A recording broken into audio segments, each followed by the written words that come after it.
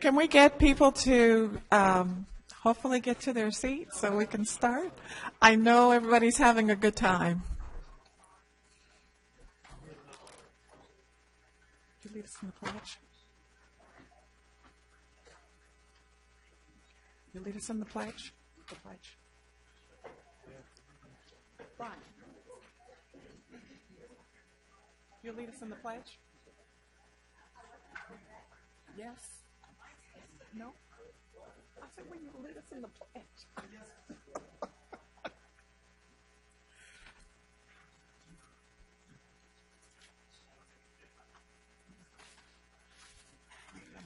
have another agenda in here. Are we ready? Yep. Jess? Are we ready? Yes, ma'am. Okay, and can we do our roll call on our machines? Yes, ma'am. Okay, would you please mark if you're here? Mine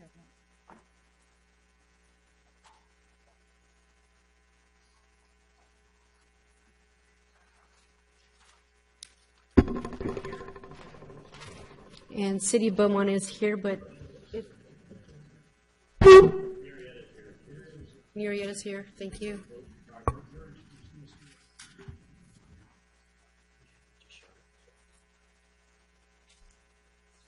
Okay. So do we do the pledge after? Oh, we do the pledge before we do public comment. Yes. So we'll do the pledge. Okay. We can wait for the screen up.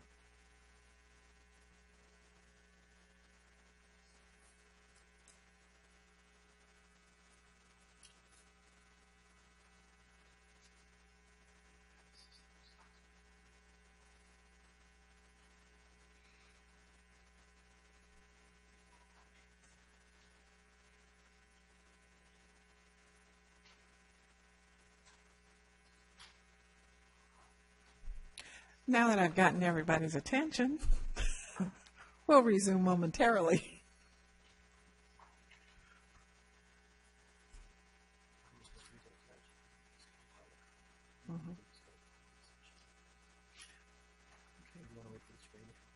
I don't know. Does she need to be paying attention to this? To go into- Okay. Okay, thank you. And now we will all rise for the pledge to be led by City of Lake Elsinore.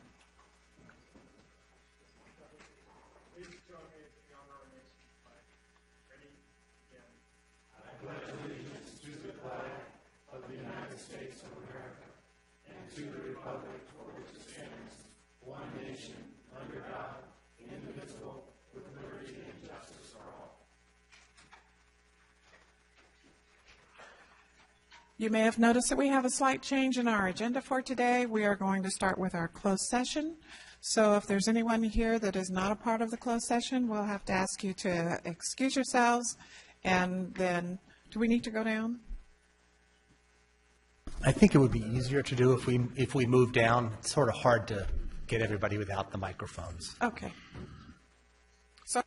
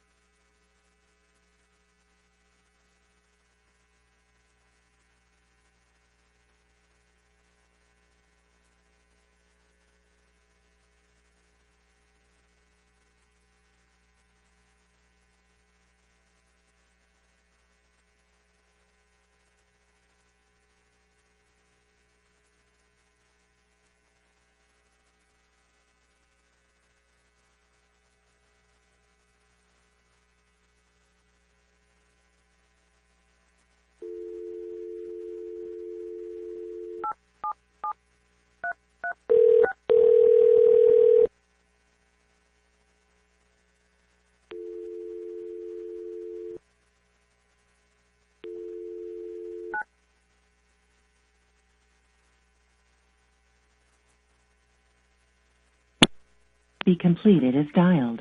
Please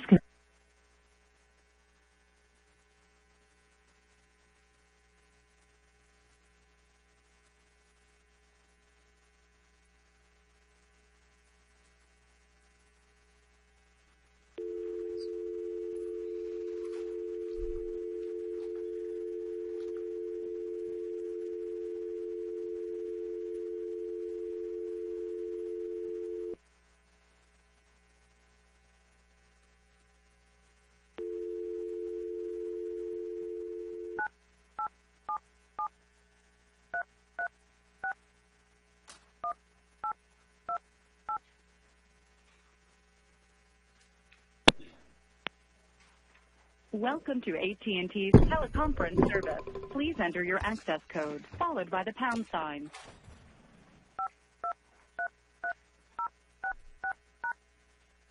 To join the conference as the host, press star. Otherwise, press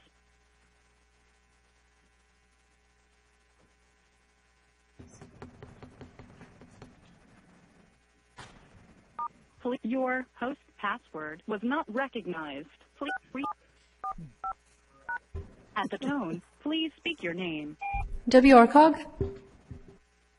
There are 1 participants on the call, including you. You're joining your conference as the host. For a menu of available commands, press star pound. Okay, we will resume our meeting. We have no reportable actions from our closed session.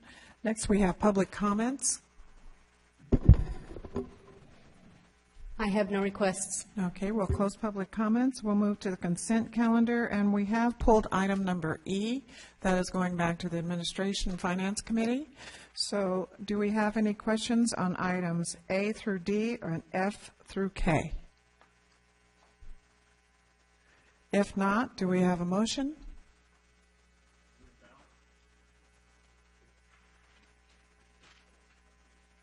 We have a motion by the City of San Jacinto, seconded by Norco. Please vote.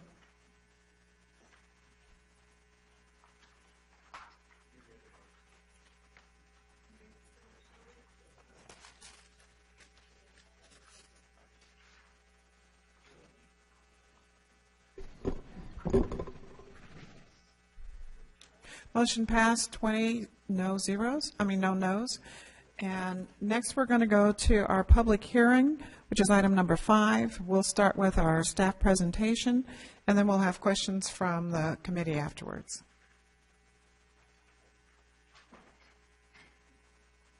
Perfect timing. Good afternoon, Madam Chair, members of the committee. Casey Daly, Director of Energy and Environmental Programs. Today we're going to give an update on our PACE programs. Just to remind you, WRCOG's PACE programs provide financing to property owners to install energy-efficient renewable energy, water conservation, and seismic improvement retrofits to their home or business that is repaid through an assessment on their property tax. We'll do a quick snapshot of our current activities and a quick overall program update. As of November 21st, we've funded over 81,000 projects within our program. That value, as you can see, is over $1.7 billion. And solar heating and air conditioning systems to continue to account for the majority of our installations. I also want to just take a quick moment to announce that in the month of November, both Spruce and PACE Funding officially launched their PACE programs within WRCOG subregion and are now accepting applications. We're really excited about that. That brings our total active residential providers to 4, with Y-Green, who is our 5th one. We anticipate them beginning to fund early next year. And then finally, WRCOG staff is in the process of updating its PACE consumer protection policy to incorporate additional consumer protections, underwriting criteria, and other aspects of PACE administration that have resulted from the passage of SB 242 and AB 1284. Staff has circulated a draft of the new policy document with all of our providers to solicit input and comment, and we expect to bring the new CPP, or Consumer Protection Policy, back to you all in January. So, let's see, okay, there we go. So the first item that we're going to deal with today was related to our operational audit of Renovate America and the firm that's conducting that analysis, which is Baker Tilly. In October of last year, the Executive Committee approved a contract with WRCOG to do the operational analysis. This is actually should say 15-16. The analysis for Renovate America was conducted for 15-16. The audit is nearing completion. We will be meeting, staff will be meeting with Renovate America, BB&K, and Baker Tilly to go over the results of the findings, and then we anticipate coming back to the board in January with a formal update to report out on the audit. Given the unique nature of the work that was conducted for the audit, the experience that Baker Tilly now has doing this work, staff is recommending that we continue utilizing Baker Tilly for future audits of our WRCOG PACE providers. These analysis will be done after one full year of operations. So for Renovate America, the next audit will be for 16-17. California First will be for 17-18, and then Spruce and PACE funding will be for 18-19. At the Admin and Finance meeting, there was some discussion regarding cost, and so staff is looking at incorporating either having a multiple providers into a single analysis, or whether or not there might be some reporting that could be required from the state agencies that might supplement our work to maybe reduce the amount of work that would be required for each audit. But today's requested action item is to authorize the Executive Director to continue utilizing Baker Tilly to conduct future operational analysis of its residential PACE programs, and to authorize the Executive Director to execute a professional services contract with Baker Tilly in the amount not to exceed $140,000 for fiscal year 16-17. The audit would be for 16-17. Okay. So, the final requested action involves conducting a public hearing today for the inclusion of the City of Petaluma as an associate member of WRCOG's California Hero Program. On October 2nd, the City of Petaluma passed a resolution to become an associate member of WRCOG, which would allow them to participate in the California Hero Program. What we're asking today is to conduct a public hearing regarding the inclusion of the City of Petaluma for the purposes of considering the modification of the program report for the California Hero Program, and to adopt Resolution 4617, a resolution of the Executive Committee of the Western Riverside Council of Governments confirming the modification of the California Hero Program report so as to expand the program area within which contractual assessments may be offered. So that concludes my presentation. I'd be happy to answer any questions from the committee. Do we have any questions from anyone? City of Calamasa? Yes. So you made a point that it's not going to have an audit for California First until next year. Is that true? We're going to use Yes, sir. Baker Tilly for that, and you said there may be some ways of overlapping those or getting, in other words, if it's about $140,000 next year for Renovate America, maybe we can get some economies of some superfluous stuff, whatever's going on, and still maintain a certain amount of independence? Yes, that would be the idea. Is if there's a way for us to have Baker Tilly conduct two independent audits, but have it under a single contract, we may be able to save some money rather than two completely separate audits. And by the time this comes around, we might have 2 or even 3 more providers. Is that true?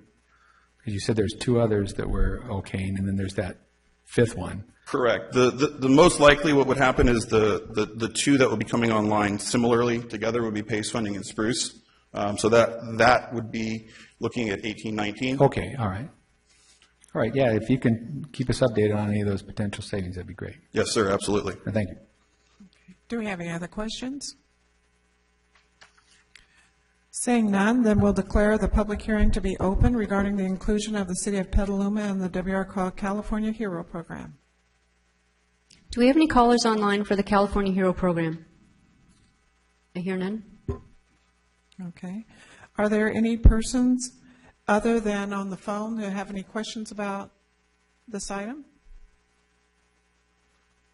Seeing none, then we'll close the public hearing. Are there any more questions from the executive committee? Seeing none, we can take all 5 requested actions in one motion. Is this already up here for this? I beg your pardon? I see Lake Elsinore moved it, This is the vote for the PACE item, correct? and City of San Jacinto seconded. Please vote. Motion passed 19 to 20. Is it going to keep going? Motion passed 20-0. Thank you very much. Thank you. Next, we'll have a presentation by Dr. Judy White, our Superintendent of Riverside County Schools.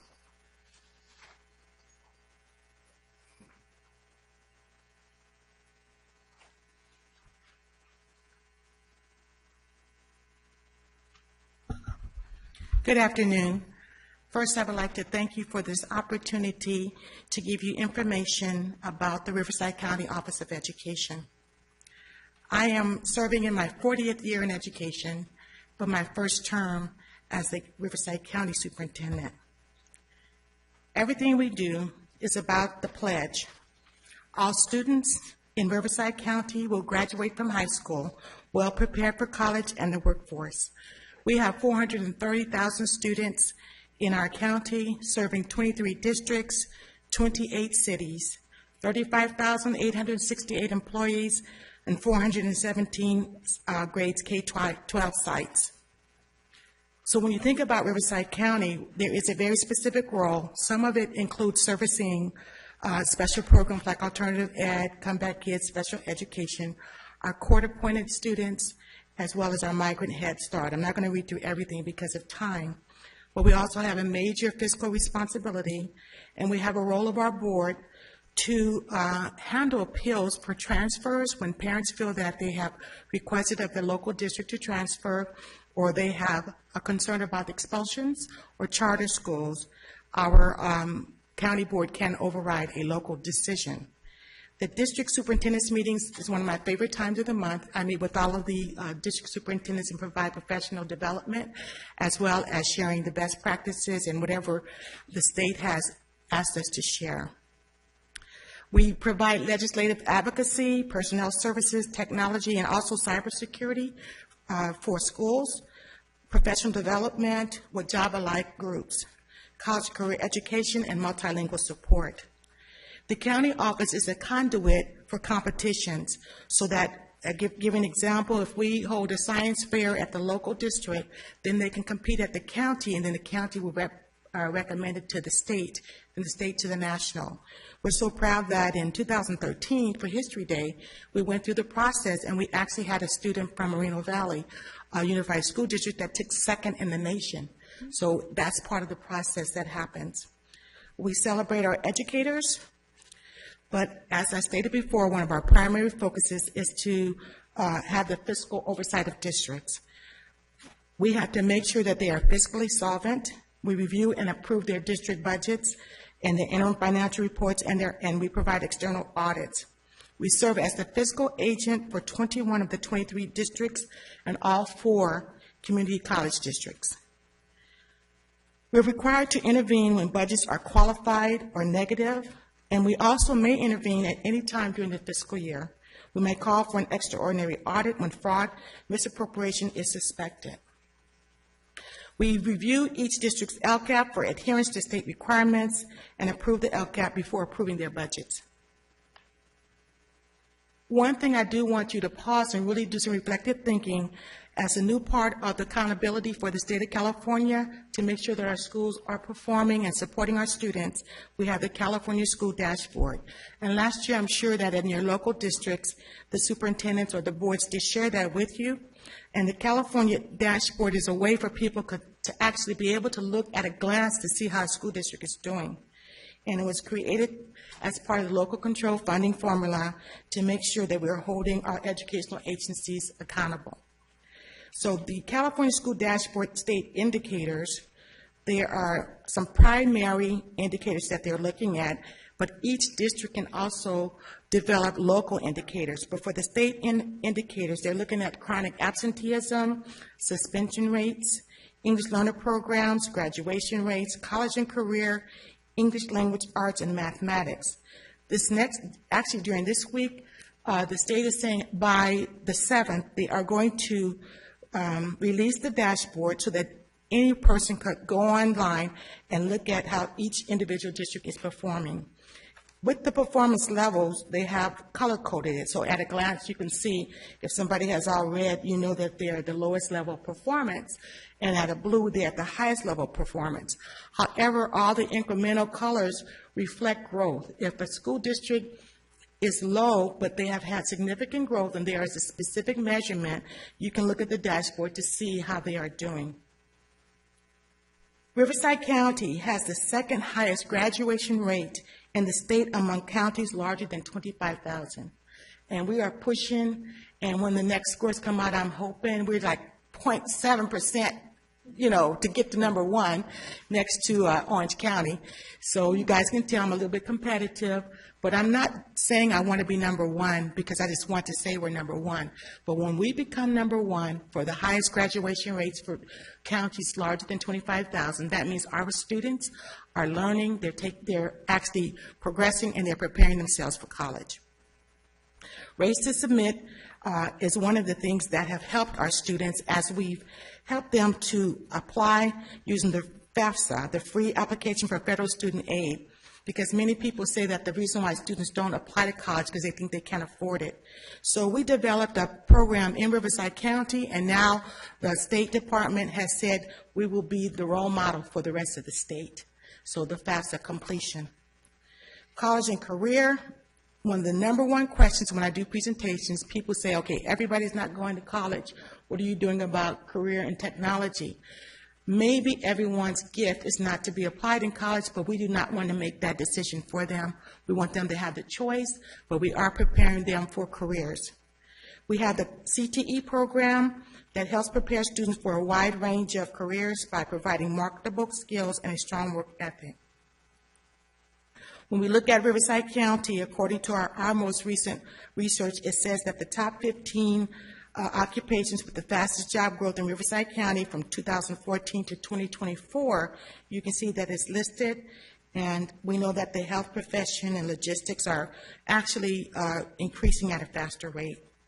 So when we take a look at the top 6 career pathway courses offered within Riverside County, 23 school districts, you can see that the health science and the medical technology is one of our highest, fastest growing career pathways in our county.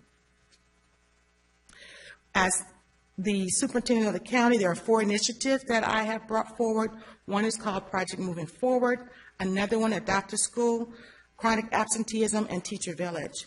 With Project Moving Forward, we are preparing students by helping them bridge the gap for vocabulary. And so we approach this from a very interactive way. We have research to show that it's being very successful with students that are low socioeconomic groups to be able to close that gap. And because of some of the data that has been shared, we will now be receiving a visit from the United States Department of Education in January. They want to come out to our county to see what we've done with Project Moving Forward. And then Adopt a School. It has been our vision that every school would be adopted by a business and a faith-based community partner, and they would determine what that relationship would be. But there are many ways that businesses can support the schools. So right now we're reaching out to our CEOs at Chamber of Commerce so that they will help us to make sure that those businesses that would like to be involved with the schools, that they would be adopting them. Chronic absenteeism, we have 6 participating districts that are working with the meta-think approach, a creative way to work with our parents and their decision-making skills in order for them to help improve the attendance of their children.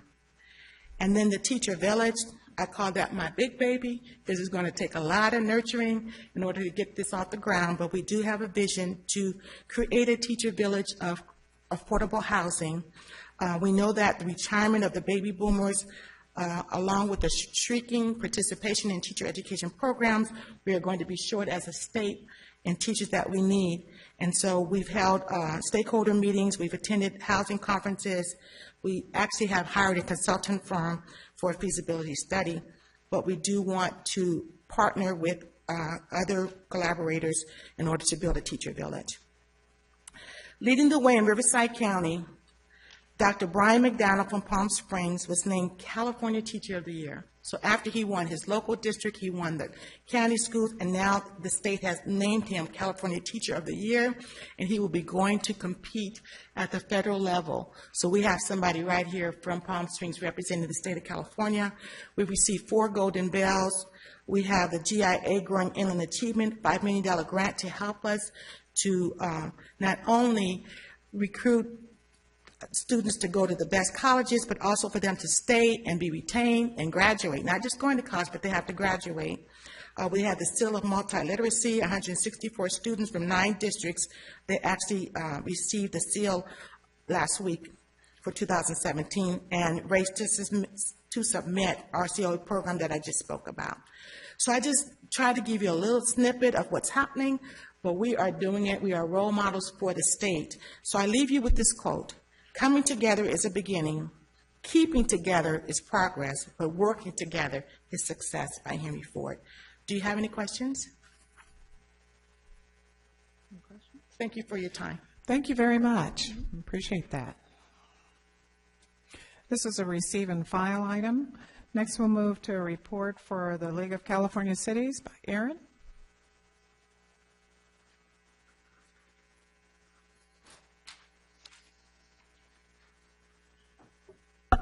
Good afternoon.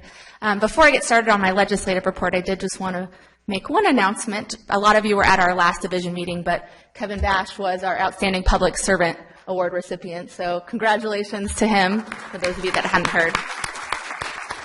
It was a great meeting. We had about 120 people there, so thank you for all of you that came. A couple other items. Last week, our leadership within the League of Cities met in Santa Cruz for our League Leaders Conference. This is basically where the divisions, the departments, our board, our policy committee chairs all get together and set our priorities for the next year. It definitely takes feedback from everybody in the room. It's kind of an interesting process how we do it, but you put dots on the board and everybody votes. But what came out of it is our strategic priorities. I'll have a more official sheet, but I wanted to at least give you the top line of what our goals are for next year. So it's 1 is to better address public safety concerns of California cities. 2 is to ensure sustainability of public pension and retirement health benefits. 3 is to protect existing transportation funding for local priorities. And 4 is some sort of hybrid between housing affordability and homelessness. They are being fine-tuned because there were some amendments at our board meeting on Friday. So as soon as I have our official list, I'll send them out to you. Also approved at that meeting was our legislative scorecard. So I'll be getting all of that to use as well. Just like I say every year, it's meant to be a tool. It doesn't necessarily mean that legislators that scored poorly haven't been working with us, and vice versa. Sometimes those that scored really well maybe haven't been as open to listening to us in our legislative meetings. But take it with you what you will. We only use a handful of bills when we do set our scorecard, but that will be coming out to you soon as well. One other item. The California Transportation Commission is meeting here in Riverside on Wednesday and Thursday. I know I've sent out some information in the past, but they really are looking for city officials and county officials to come to those meetings and talk about their SB1 projects and what it means for their communities, what different projects will be funded with SB1. So that meeting starts at 1 p.m. on Wednesday. It's a later agenda item 21, but if anybody can send somebody from your city, I would really appreciate that, just to get some of those projects on the record. They really do want to hear from you. It's in the public comment time, so they're not going to designate, you can come up and speak now, but just like any public meeting, you just do the comment card, and then at that item, they'll let you come up. That is all I have for now, but thank you for having me. If you have any questions, sorry, one other item, SALT. I know we've talked about this a couple of times. I'm sure you all heard, it's been on the news. There's a Senate version of the bill, there's the House version of the bill, and now they're really coming together to figure out what this tax package is going to look like. I just want to encourage you to all call your Congress members, especially Congressman Calvert. Just try to maintain that SALT deduction. I know it's a really important thing for California, and we will be hit harder than a lot of the other states. So make sure you make those phone calls. With that, be happy to take any questions, but thank you for having me. No questions? Okay, thank you, Erin. Thank you. Okay, and this is also receive and file. Next, we'll have a transportation program activities update by Chris.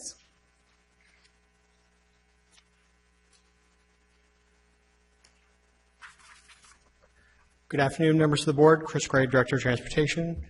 I'm here today on some, I have to say, very boring and dry stuff, especially after Dr. Judy White. So we're going to be talking about our administrative plan, our fee calculation handbook, our reimbursement and credit agreements, but they are important items since these are the guidance documents for the TOM program. So I will try to make this as entertaining as possible. So the first thing we're going to talk about is some edits we've made to the administrative plan. One of the key areas is we've now crafted a separate document, which is a reimbursement manual. So if your city is doing work on a TUMP facility and you want to know how you get reimbursed in the reimbursement process, what's eligible for reimbursement, it's now in a separate document. So all you have to do is pick up that document.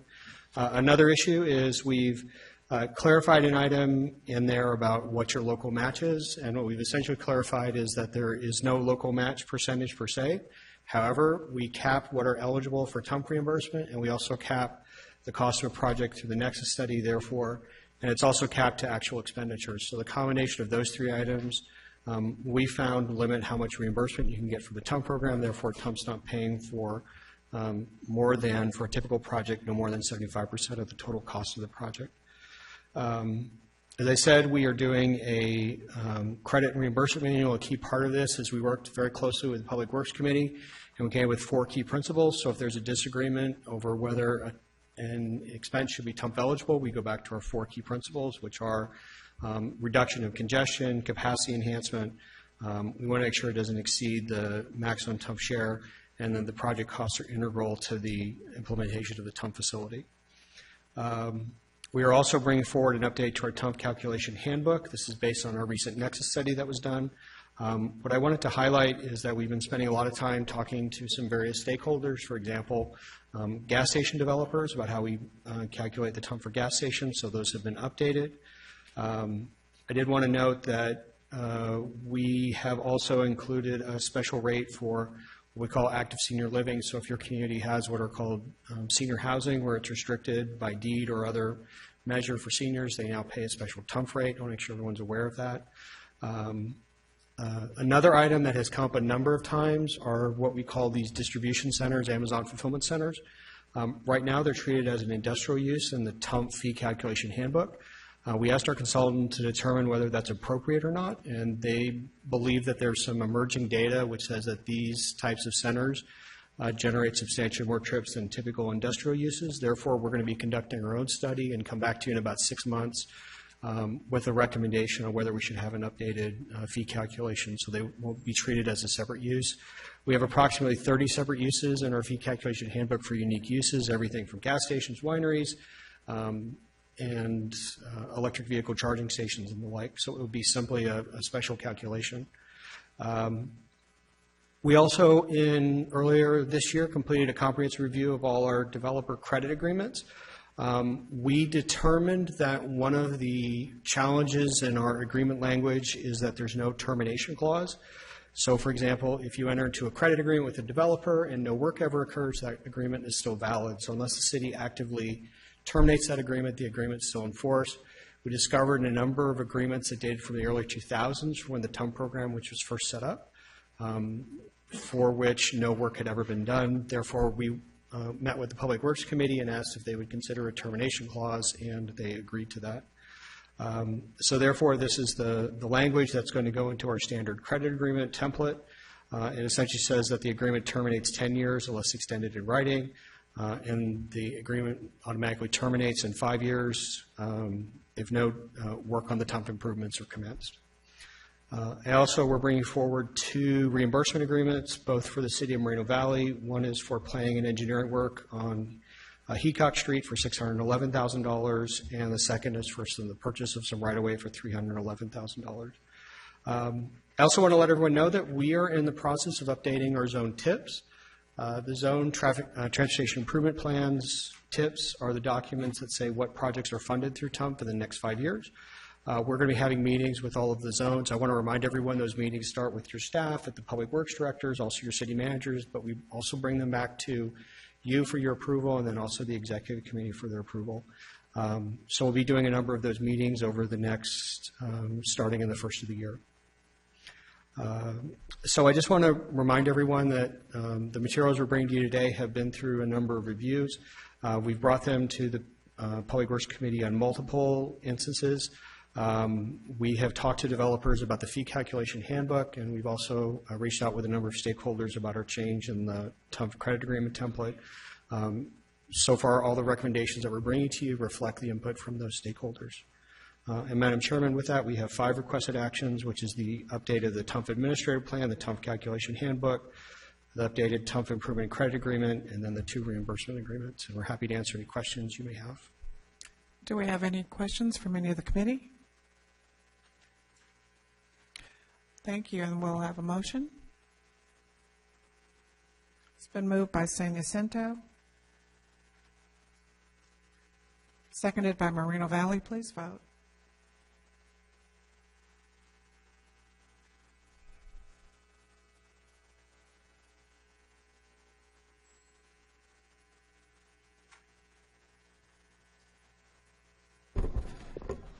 Western Municipal Water District, if you would just hit abstain, please.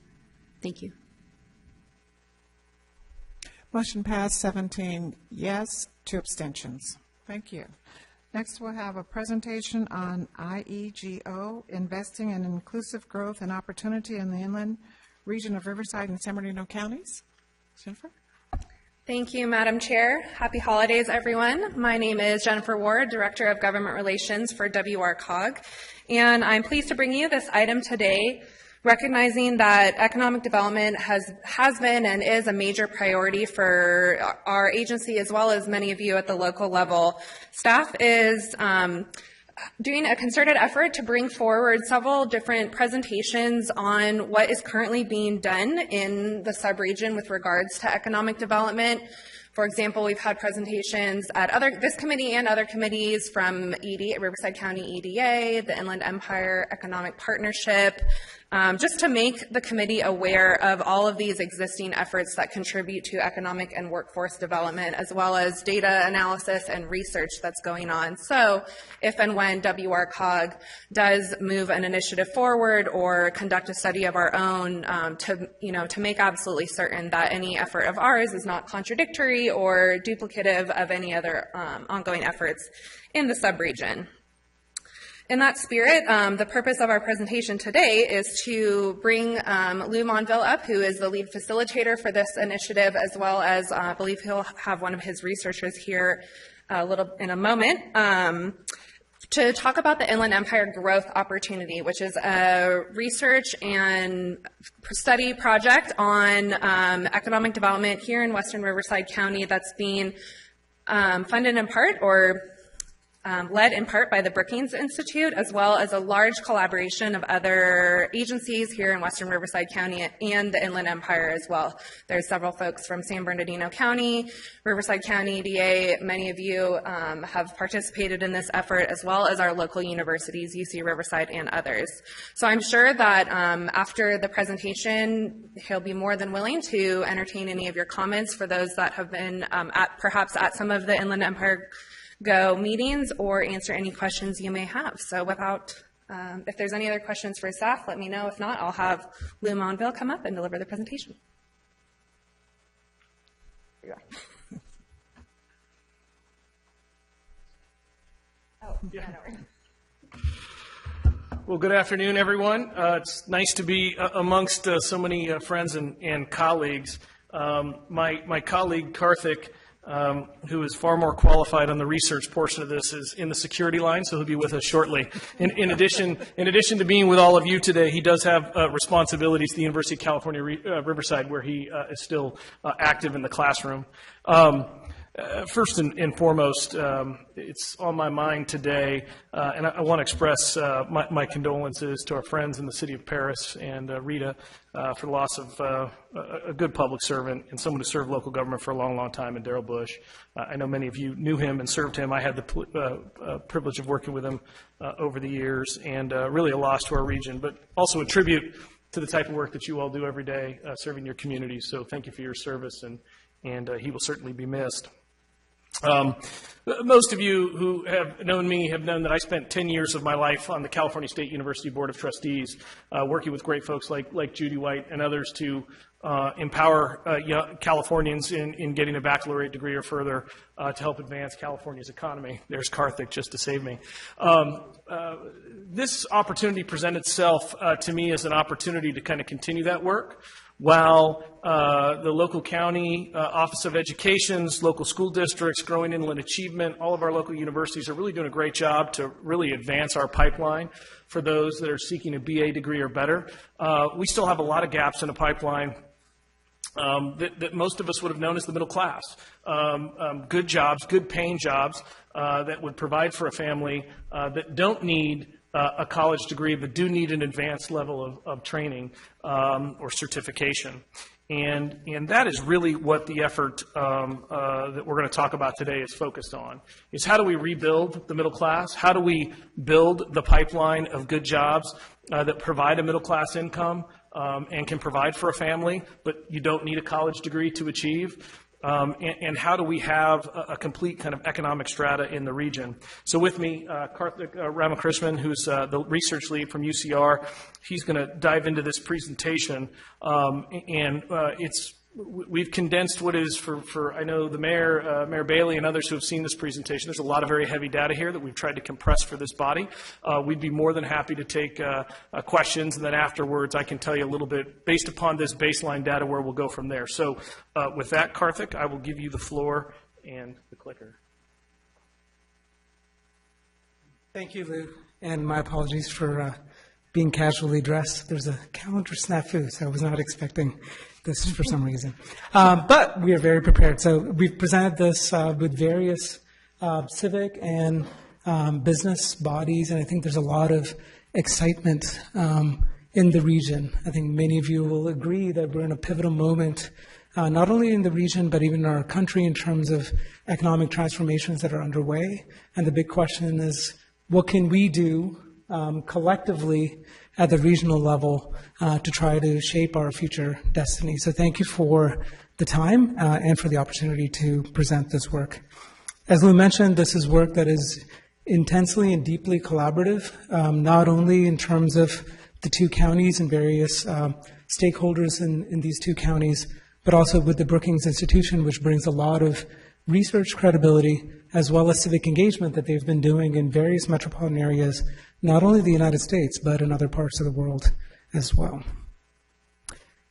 In terms of what are the outcomes we're trying to shape, as Mr. Monville said, it's to help increase the kinds of opportunities that provide middle-class jobs, especially for those who may not have a four-year college degree. So being cognizant of the kind of labor market pool that we have in the Inland Empire, and thinking how best we can do to change the future so that they provide sustainable middle-class jobs. The kind of factors that will flow into that include the traded clusters, what that ecosystem looks like, what the ecosystem in terms of promoting human capital and innovation look like, human capital or talent, as well as innovation. Of course, governance plays an important role, as does infrastructure development. So the major findings of the market assessment that we've done in conjunction with Brookings note first that the inland region's growth and rising prosperity are notable, but they obscure potential risk factors. A large portion of inland region residents struggle to make ends meet, and reconciling these risks and challenges is possible through opportunity industries. So the way that Brookings has done this in other parts with their Metro Monitor indicators is they have three large buckets. They talk about growth indicators, they talk about prosperity indicators, and they talk about inclusion indicators. In the limited time, I'm just going to run through kind of the high-level findings. First, in terms of growth.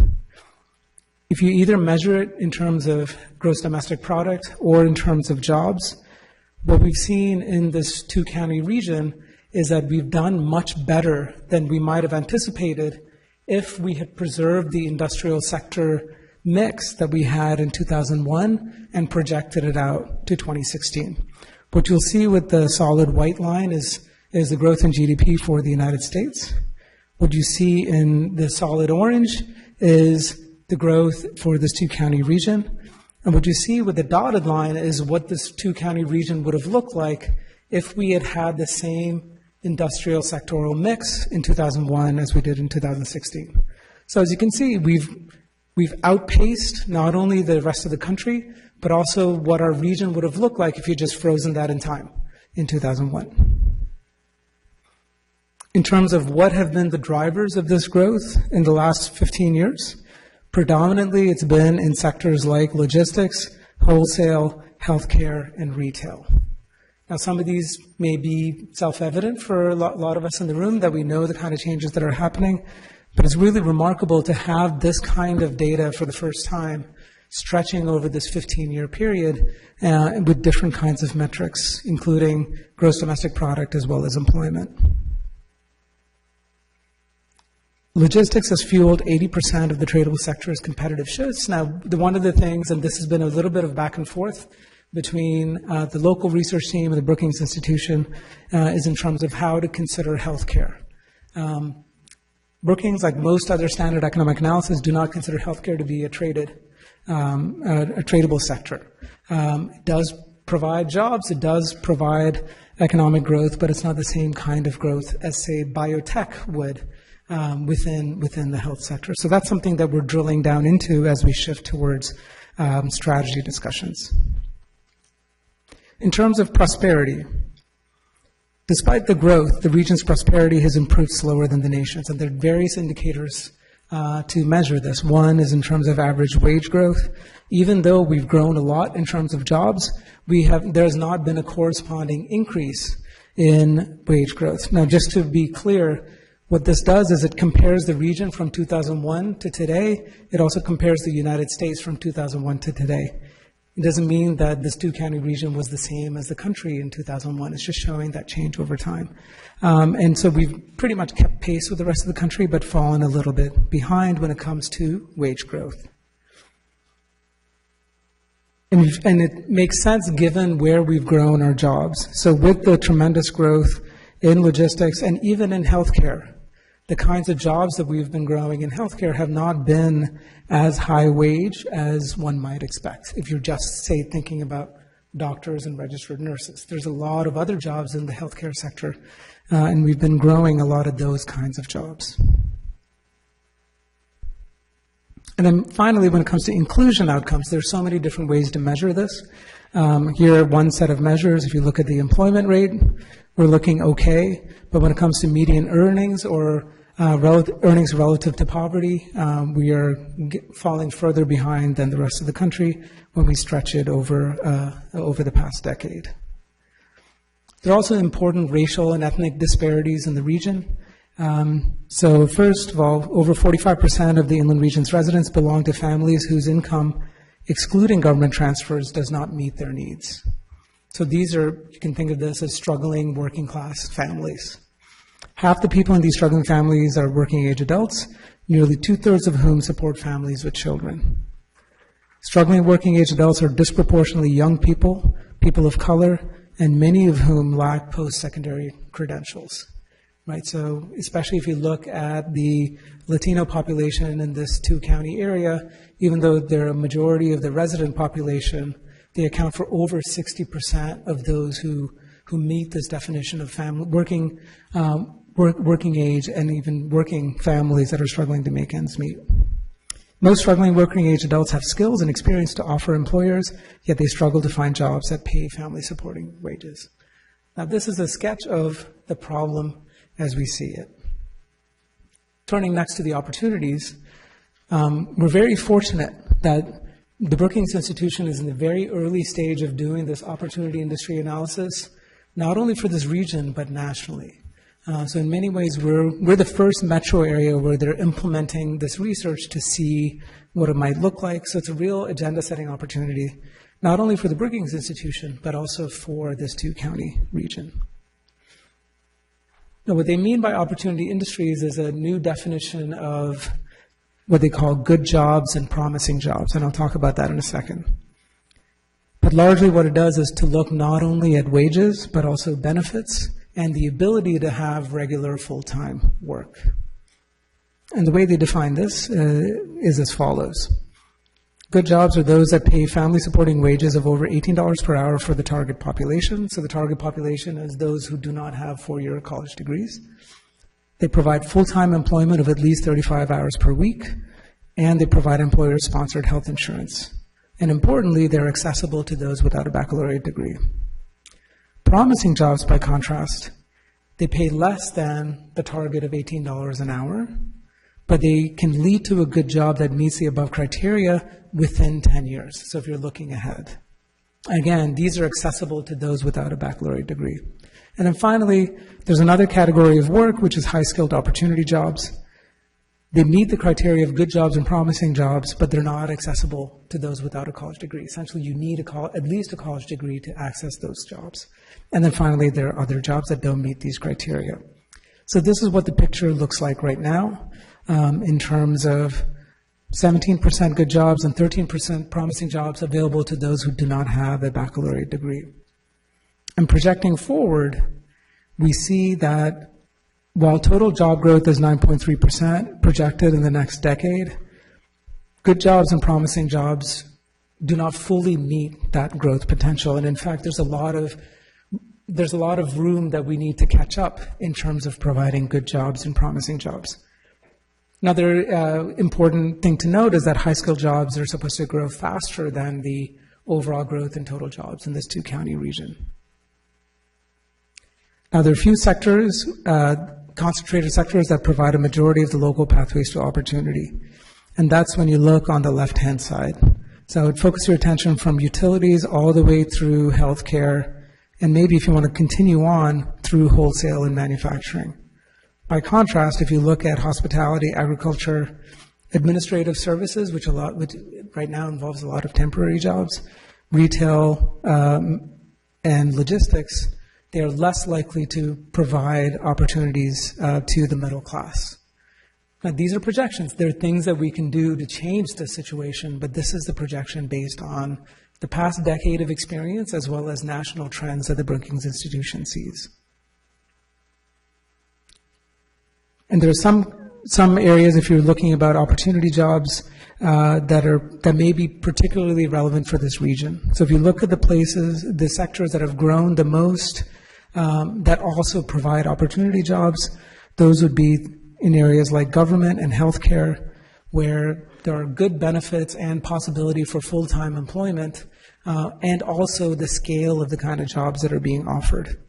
In my mind, what this graph suggests is that we should be growing more and more sectors like finances and professional services, management, and the information technology sector, so that the height of those graphs, which is the total number of jobs that are being created, are much more than what we see, because those are the jobs that provide higher wages and more opportunities for growing the middle class.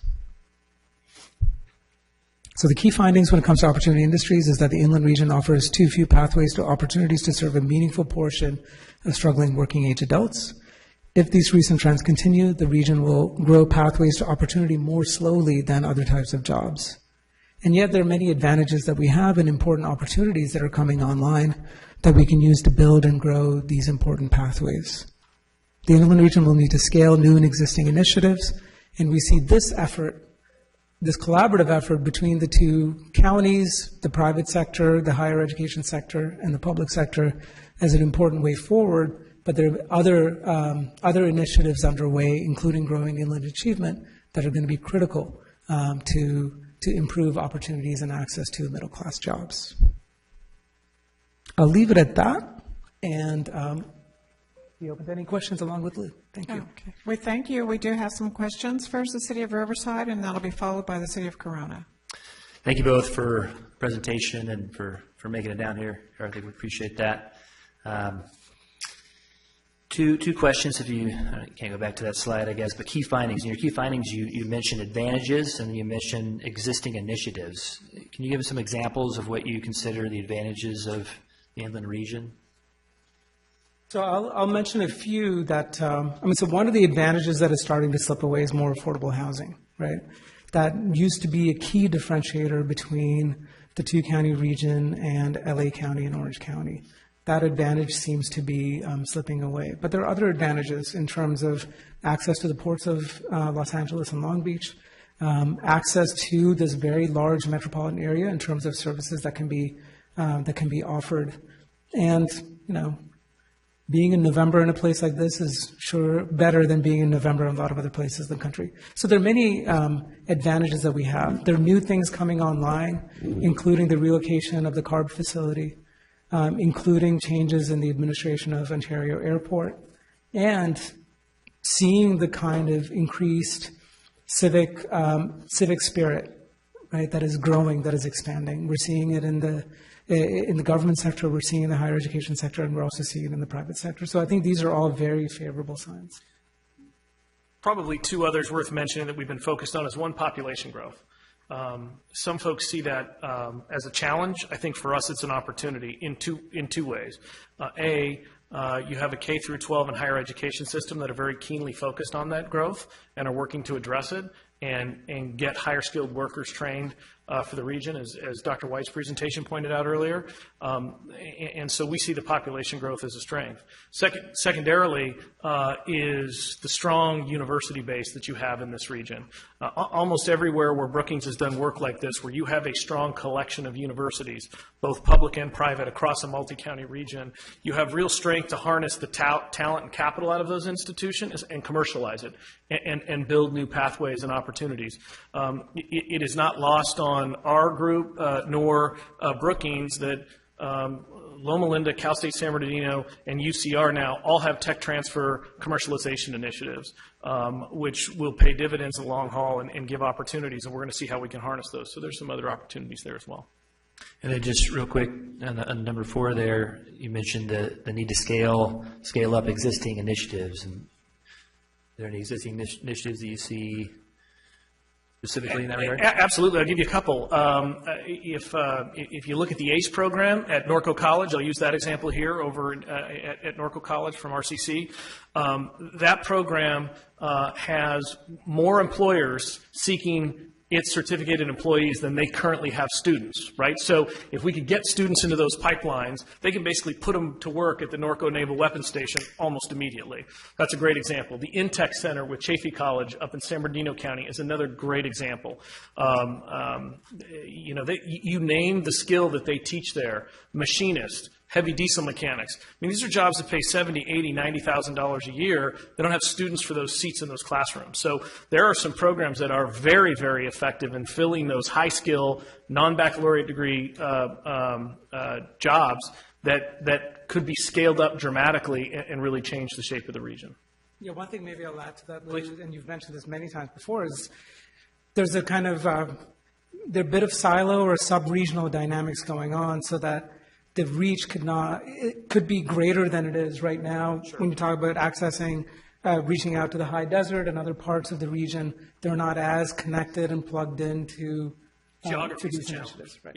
Yeah. I mean, look, it's not lost on any of you. If you're a community college student in Hemet, taking a program at Mount San Jacinto College in San Jacinto is a relatively easy undertaking. Getting to Norco every day is not simple in our region. And so how do you scale those programs up amongst multiple campuses to give multiple pathways for those students who, and oftentimes can be place-bound in our region, right? So, appreciate your teamwork, and thanks for giving us a bigger perspective for our cities to take a look at.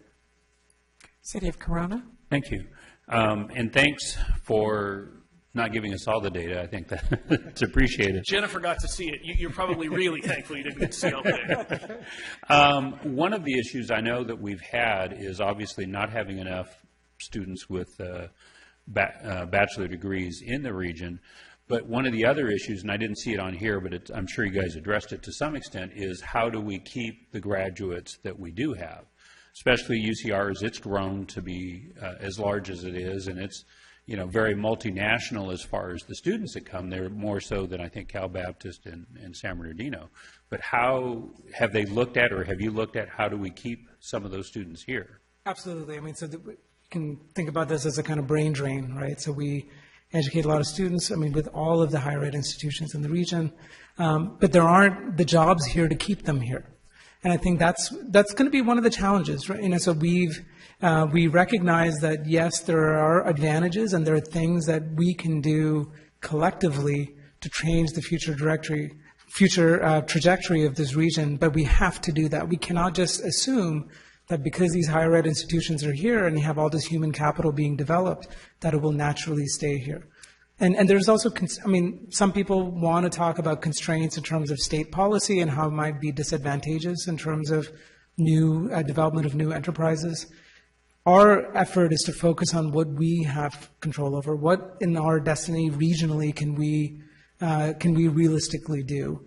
And once we focus on that, I think in terms of the kind of public-private partnerships as well as university-private partnerships will be critical moving forward. And importantly, I think for this project is to see the interconnectedness between high-skilled jobs and these opportunity jobs for those without a college degree, because they are interconnected. You cannot just isolate one from the other. I think the other important point, which is key and something you all around this dais know because you do it every day, is the concept of regionalism, right? Before, California has kind of put you in an environment where you're competing for the next Walmart. And where you can communicate across regional boundaries and say, gee, we don't have a home for this potential emerging technology, but maybe you do. One of the things that we've shared with Brookings, which we think could be a green shoot that could offshoot of this, if you picture what's happening at CARB, the growth at Cal Baptist in its engineering program, the world-class anaerobic digesting facility in Paris, Karma Automobiles in Moreno Valley, you could have the beginning of a green tech corridor.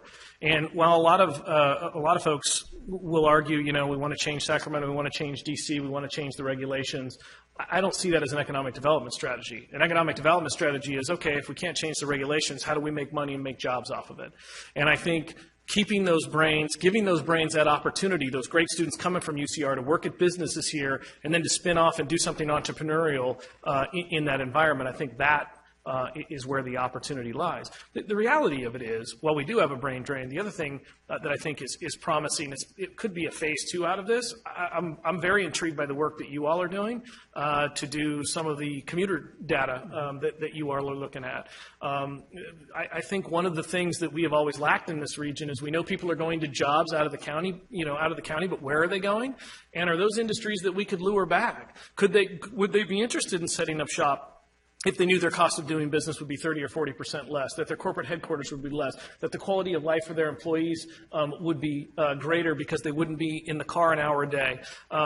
So I know that data will come later, but some of the strategies and tactics that could come out of this process based upon the data to date could capitalize on some of the data you all produce, and there might be some synergies there that we could work together on. And then just one thing, on one of your early slides, and maybe I misunderstood the graph, but it showed that logistics paid almost double as what government jobs paid. I'll need to go back and see on that. Hold on. That's okay, just if you would check later and see what. Sure, absolutely.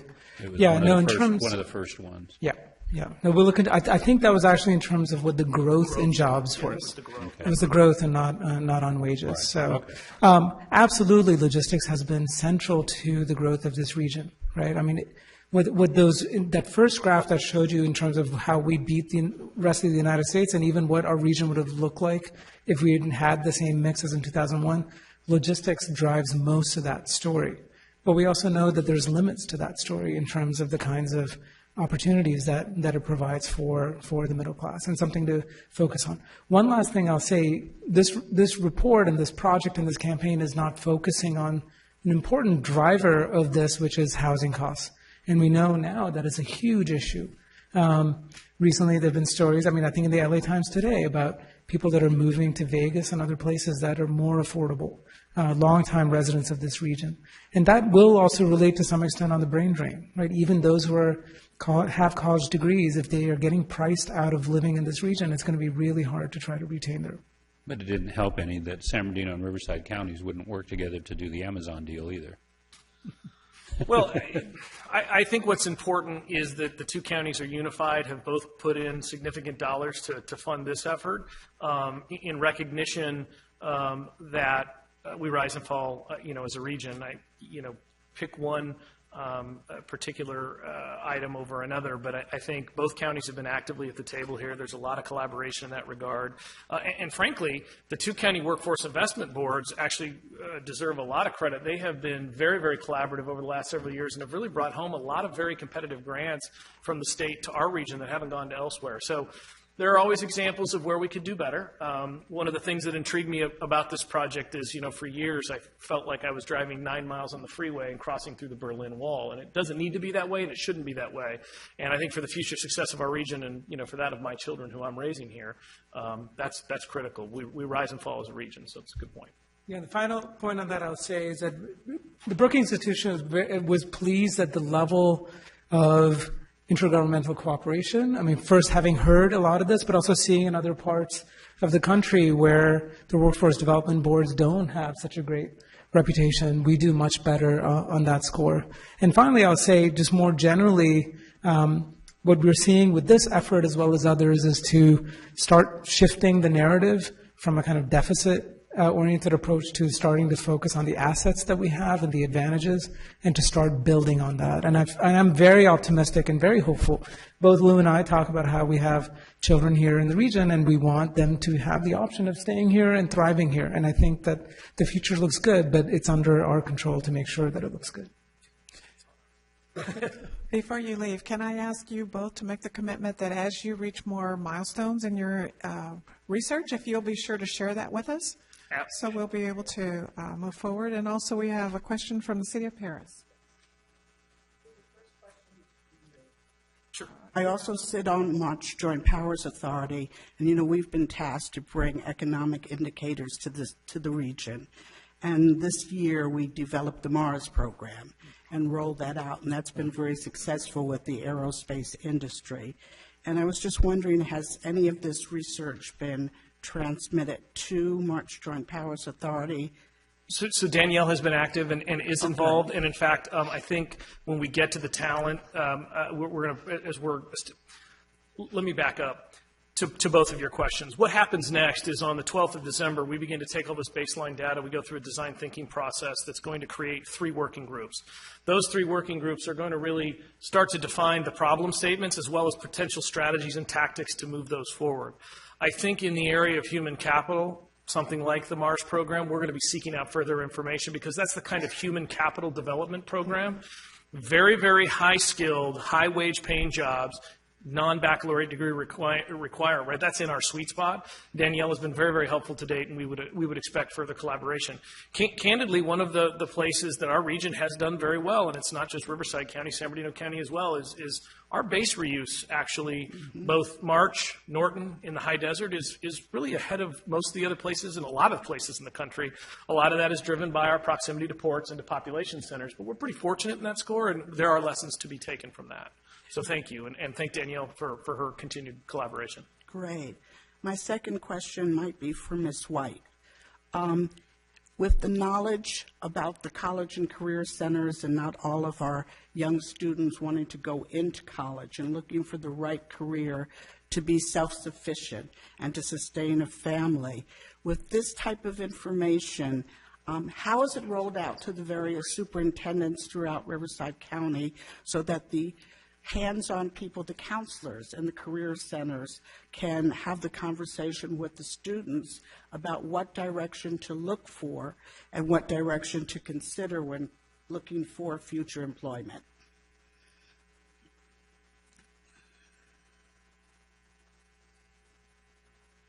One of the roles that I have is to make sure that we do professional development for counselors throughout the entire county. So we have a system in place. We have a lead career college and career pathway director that meets with the counselors in the entire county on a regular basis. Two things that we've done besides the meetings on a regular basis is that we've worked even with Dr. Wheeler from the MARS program and established career pathways, because you have to have a written pathway that's approved by the state so that students could actually participate in that. And we're in conversations with different businesses to be able to create even mock classes on the campuses.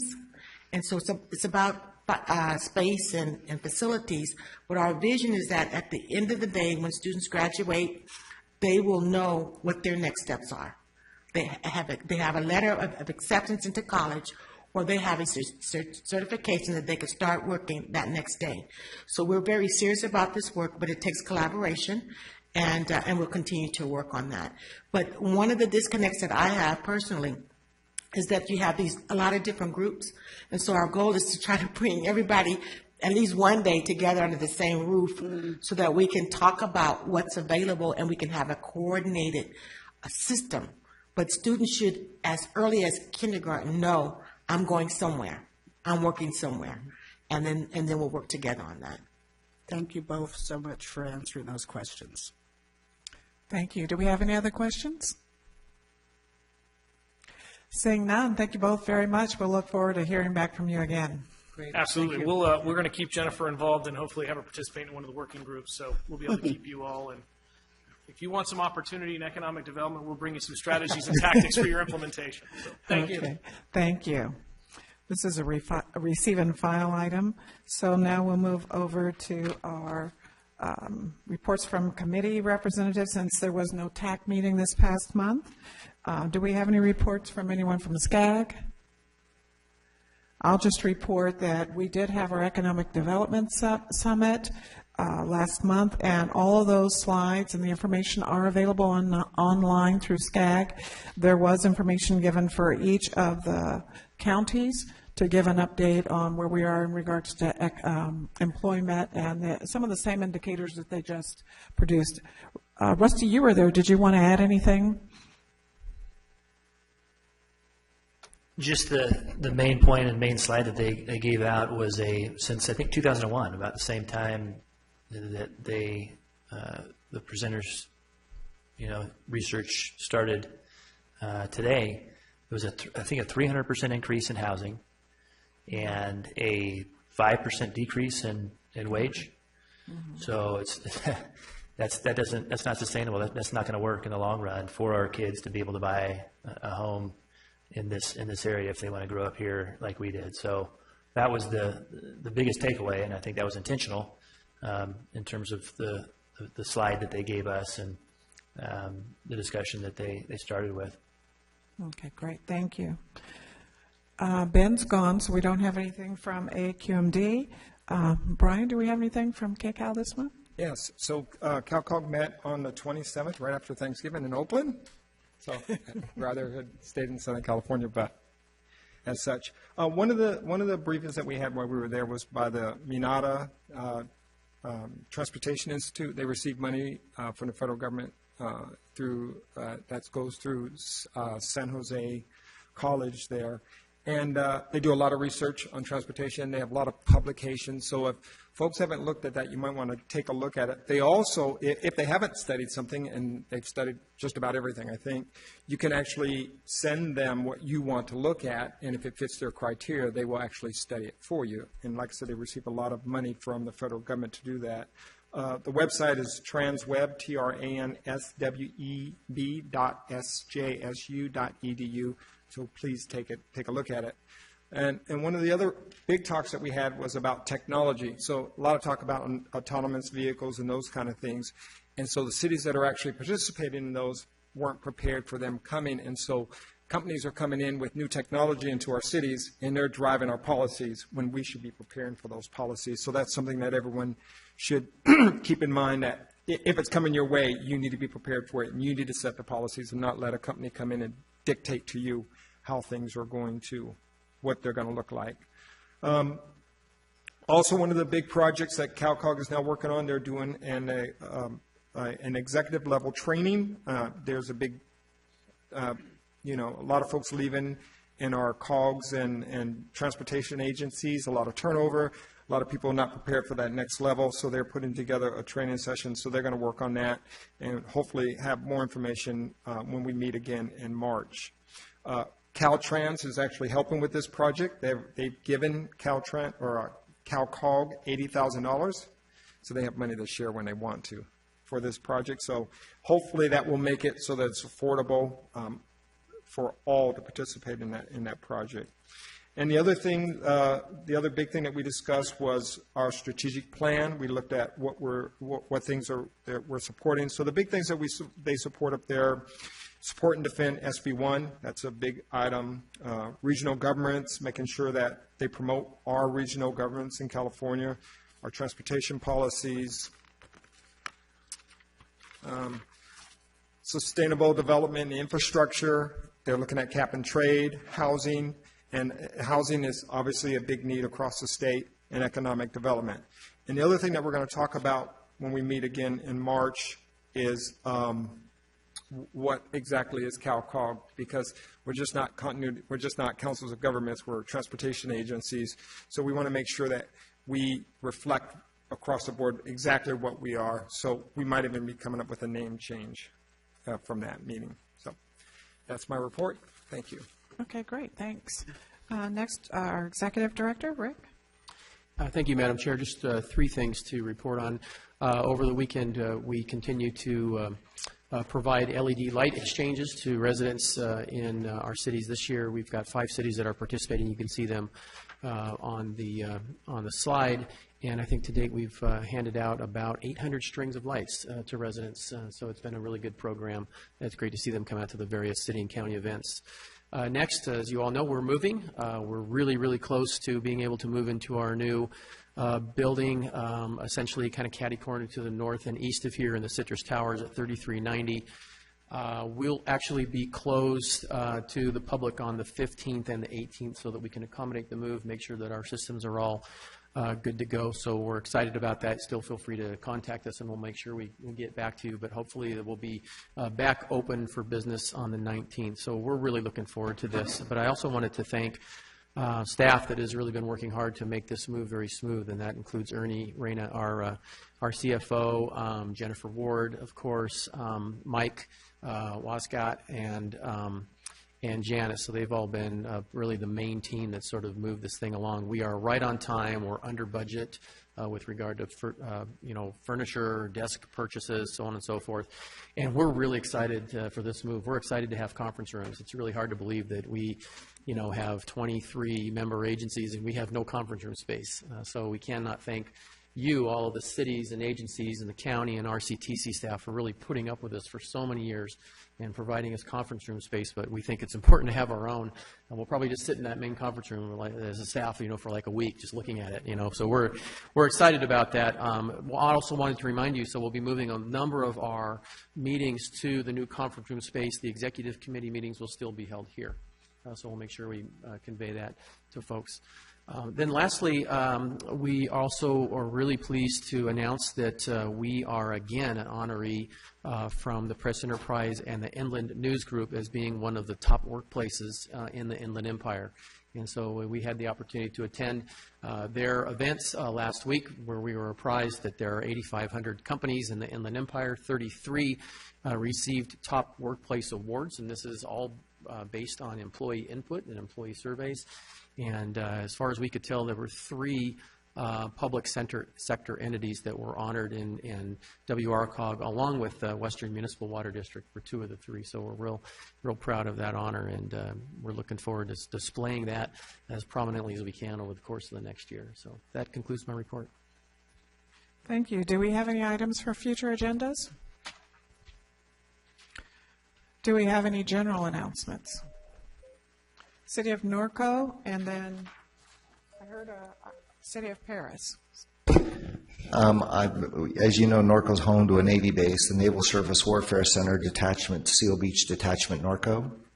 That's the official name. But for the 11th year, we're doing a Pearl Harbor ceremony, which is actually the largest Pearl Harbor Remembrance ceremony on the West Coast. This year we have a man named Jack Gutman who's going to be speaking. He was a Navy corpsman at D-Day and Okinawa. He's 91 years old, and our theme is essentially not just to remember those that we've lost, but to remember those who came home. We'll be stressing post-traumatic stress disorder. We have 2 Pearl Harbor survivors that are coming of the original 11 that came 11 years ago, so it should be a good event. I hope you're all invited to come. It's free. Thank you. City of Paris? Yes, I'd just like to announce that the services for the long-serving mayor of the City of Paris, Darrell Bush, will be this coming Friday at 11 a.m. at First Congregational Church of Paris on A Street for any of you who are interested in attending. The City of Paris is deeply saddened and heartbroken by the loss of such an outstanding, excellent public servant. Thank you. Thank you. I want to convey my thanks to staff, to Rick, to Chris, Jennifer. Casey came out. Many of you know that it's challenging sometimes to work in a council that does not believe in government, even though they are elected officials. And we had a full show at my last council meeting, and they all came out and really supported WRCOG and the different principles that we stand for. And I really want to give a special thank you to Kelly, because he came out to help, hopefully, our residents understand why regional government is important. There are no words. That's all I can say for some of the attitudes of people, but, you know, we'll keep working on it. But I do want to thank everyone who came out to support the idea that we do need to work together, very similar to the quote that you heard earlier. Do we have anything else other than our next meeting? Were there any other comments from anybody else? Our next meeting is Monday, January the 8th. And we'll ask everyone to take a moment of silence as we adjourn our meeting in memory of Darrell Bush.